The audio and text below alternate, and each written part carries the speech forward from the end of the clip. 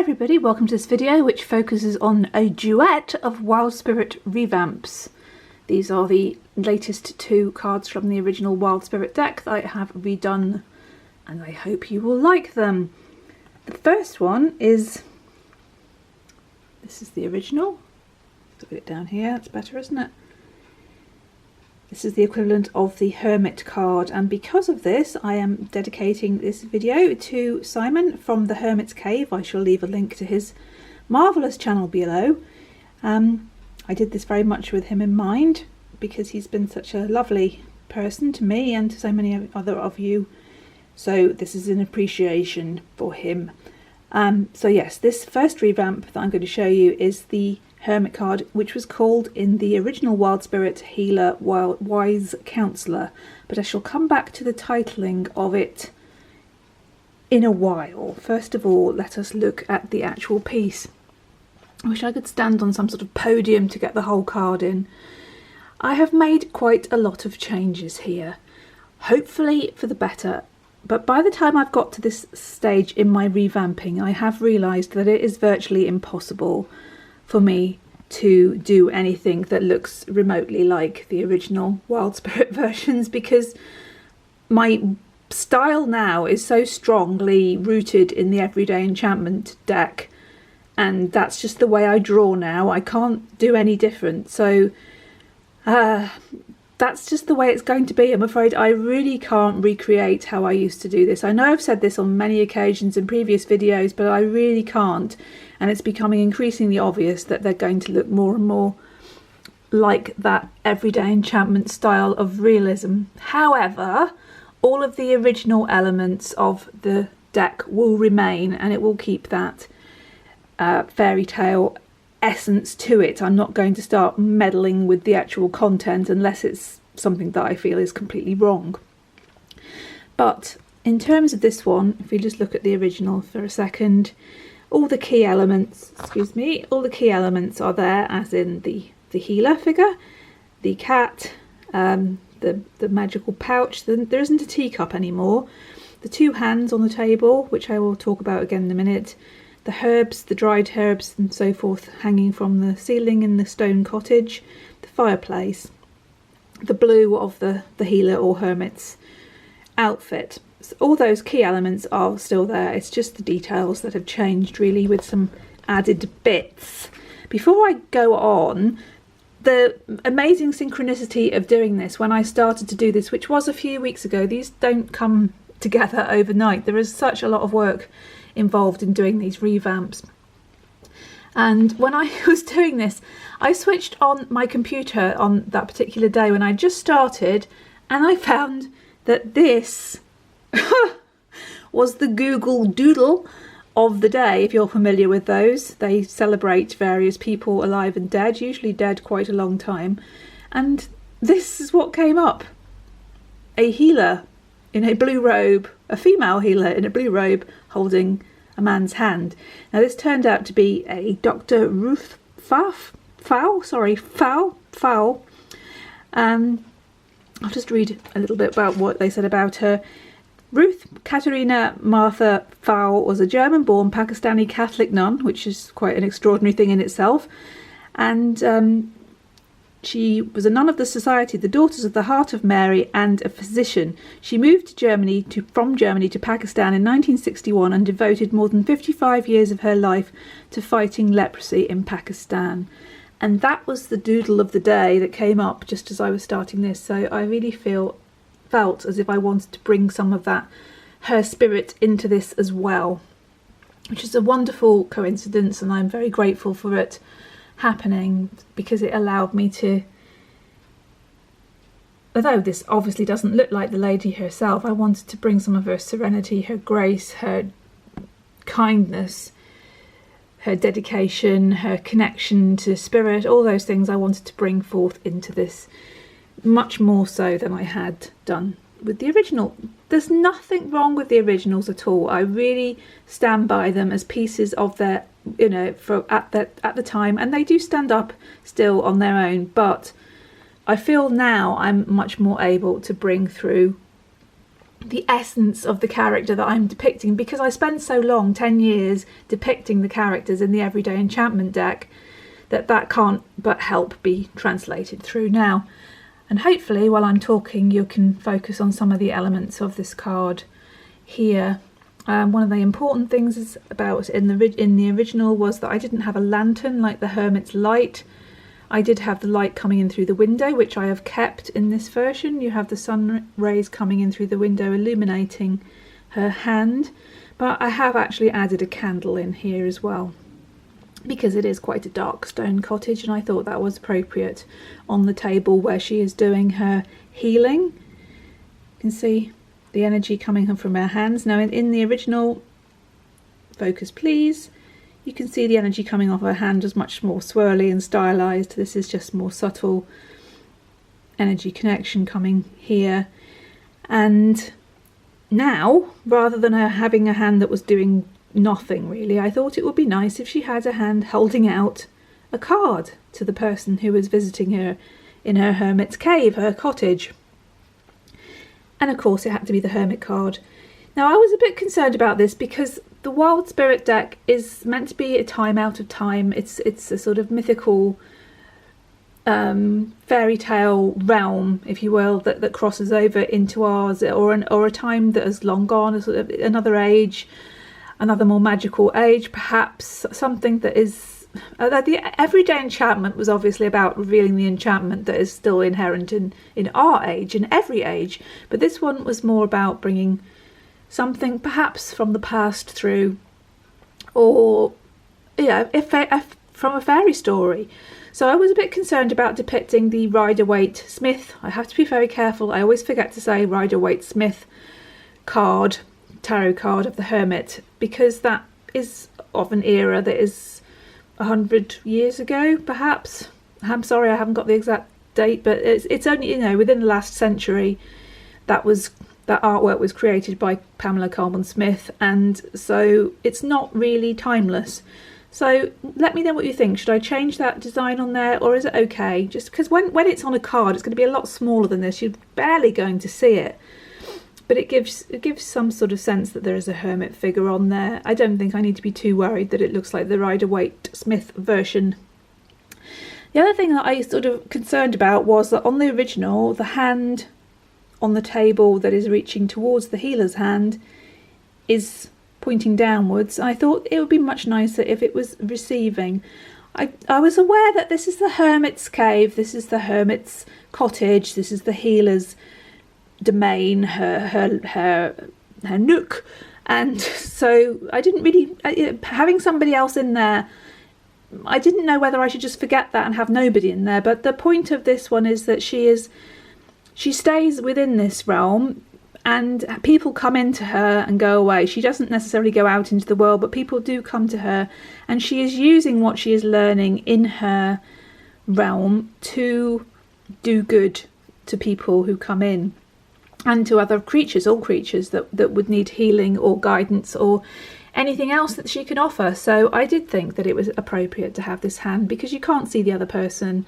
They are pretty anonymous, but it shows you that she's giving. Even though she's in retreat, even though she's not out in the world, she is still giving to the world. And the rays of light coming in through the window show that very much connection. She's not blocked the world out. As in the Hermit card in the Everyday Enchantment deck, the window is open, she's not blocking anything out, the light is coming in. She just doesn't need to go out at this particular time. And I also wanted to include a broom in this one, a besom, which would not necessarily be a witch's broom, it would just be a traditional besom for the sweeping of a flagstone floor. So that echoes the staff in the Rider-Waite-Smith version, the Hermit's staff.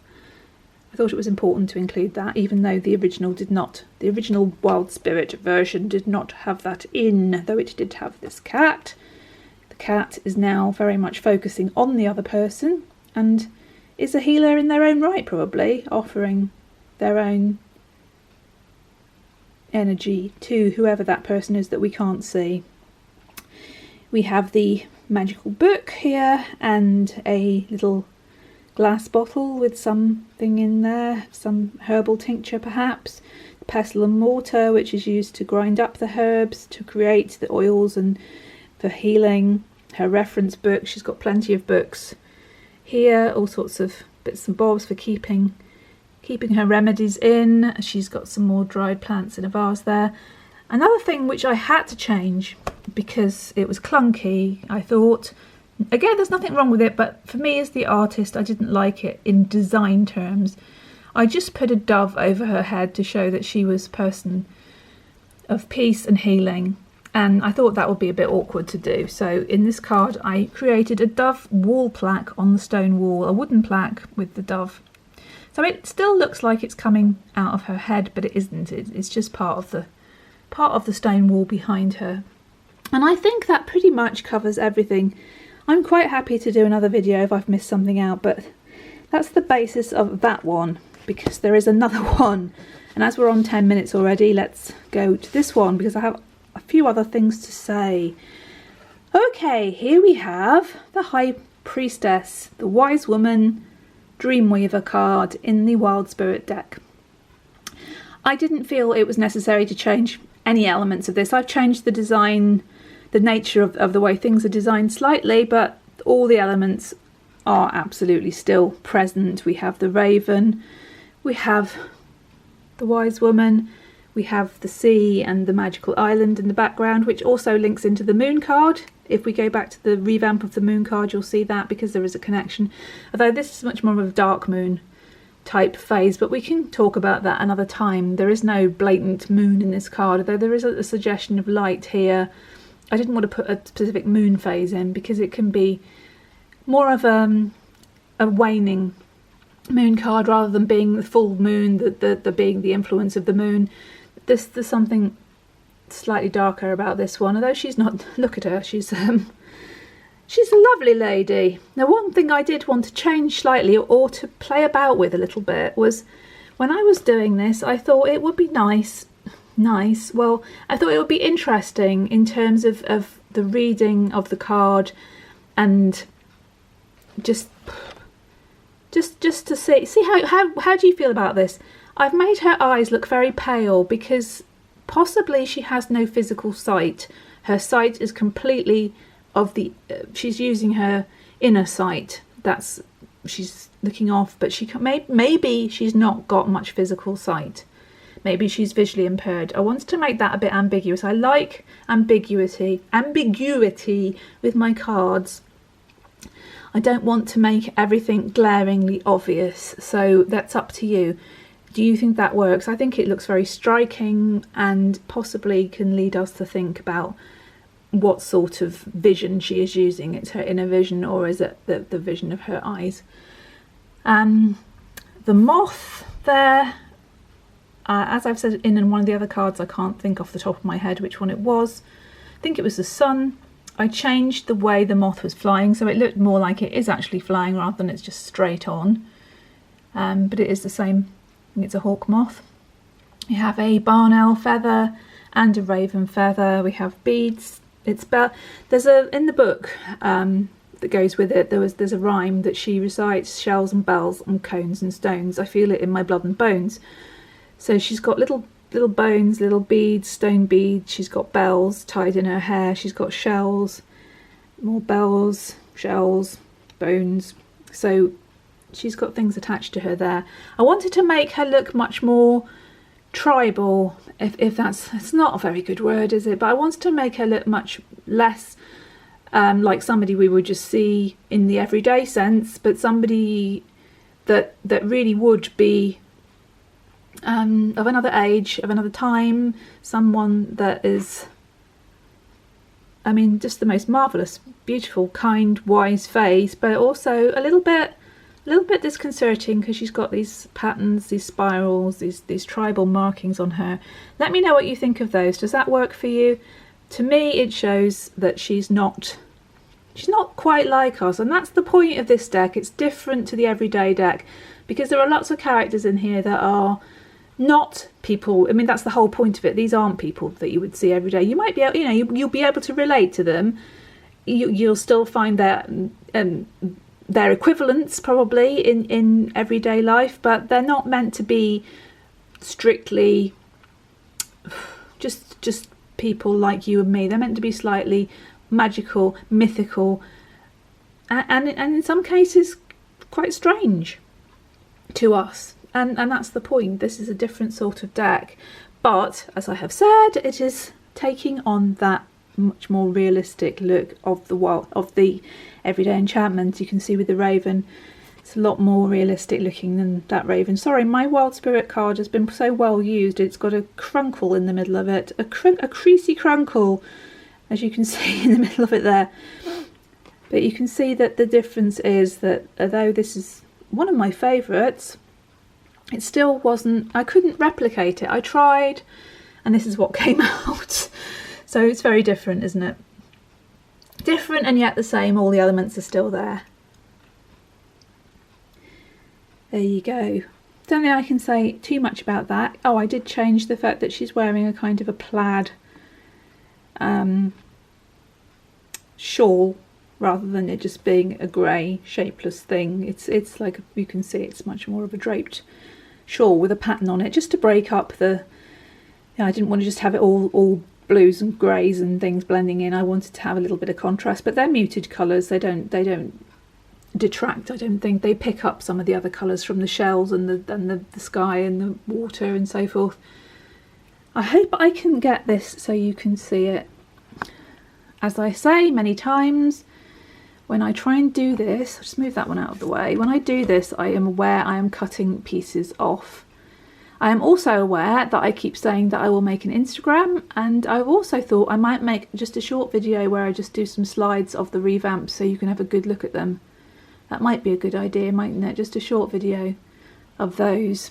Right, moving on slightly.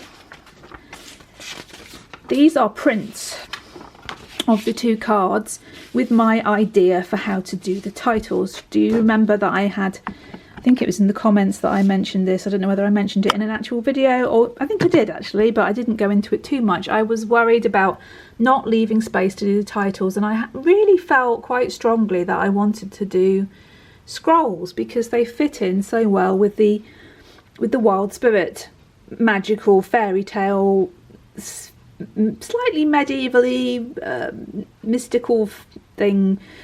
They fit in with that nicely. I didn't want just a straight line, but I didn't want them to be too obtrusive, and quite a few of you suggested some really good points that they didn't have to be. I've been playing around with this. Some parts can be transparent, some parts of the design can overlap them. This is just an initial go at it. So this top bit would have the traditional tarot name, so in this case it would be the Hermit, and at the bottom you'd have the Wild Spirit version underneath, which would be probably something spirit. I think they should all be something spirit, but I don't know yet. That's just my playing around with it at the moment. So what do you think of that? Does that work for you? Bearing in mind, by the way, that when I printed it, I get this white border. Obviously, there'll be no white border because the design goes right up to the edge and bleeds off. I have made sure to leave my bleed space around the edge of the design. This is just a print and it shows you that white mark. So forget that. That's not really going to be there. But does that work? I can fiddle around with these on the different cards. So they're not going to be too in your face, intrusive, but they are going to be clear enough, but they also, I hope, going to blend into the actual design itself, bits of it overlapping and so forth. So that's that one. Here's this one. So this one will be High Priestess, and at the bottom something spirit. I don't know whether to keep, we'll have to have a whole video about that at some point, whether something spirit or should I just put Dreamweaver or whatever. I don't know. I really don't know yet. That's something for a whole other discussion. And you will notice that when I did the print of this, for some reason, she's changed colour quite radically. She's become much more natural in her facial colour. Which one do you prefer? Do you prefer the sort of darker skinned one, or do you prefer this version? Or something between the two, perhaps. That would be good, wouldn't it? But anyway, that's how it's come out at the moment.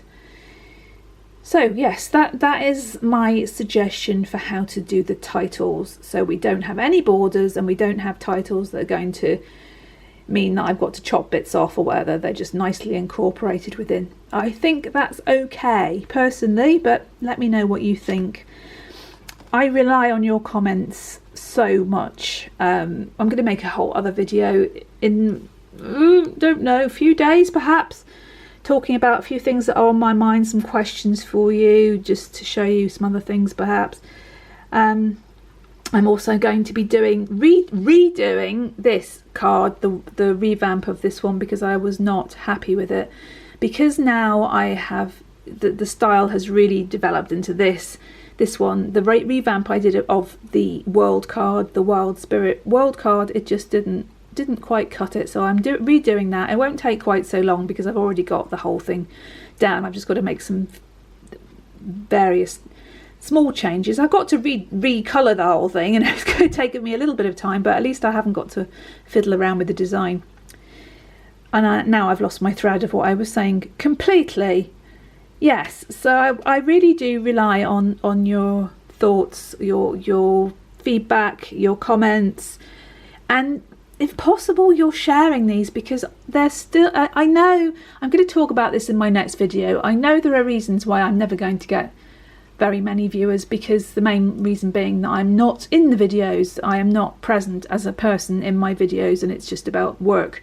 So I know there's a limit to the amount of people probably that are going to be drawn to watching or listening to these, but I still feel like I could probably reach more people. And if you have any ideas about how I could do this, I will talk to you about that in the next video. And I will also respond to any comments you make as quickly as I can within my usual limitations. And I hope you can see this. They're the prints, and then we have the actual pieces done in pencil with a very small amount of watercolour. There's absolutely no this is purely, you know, done with pencil and paper and a bit of watercolour. It's only when I come to doing things like this, putting the title on and tweaking things, that I do anything in Photoshop. The majority of, the vast majority of any of my designs is purely what I've drawn, what I've coloured. It's not been digitally enhanced in any way, not until it gets to the next phase, and even then I try and do minimal amount of digital jiggery pokery. There you go. So yes, let's just doodly do. I was probably going to say something else, but I'm running out of time. As usual, I've made a very long video and I didn't really mean to, so I shall go off and upload this now. Please stand by if you are interested. There will be another one along very shortly. Lots of love. Thank you for joining me. I always appreciate you bearing with me, because my videos are never very short. In fact, they are probably as long as they possibly can be without me getting cut off. So lots of love to you all. Take care of yourselves and all other beings you encounter, and thank you so much for watching and for commenting. See you soon. Bye.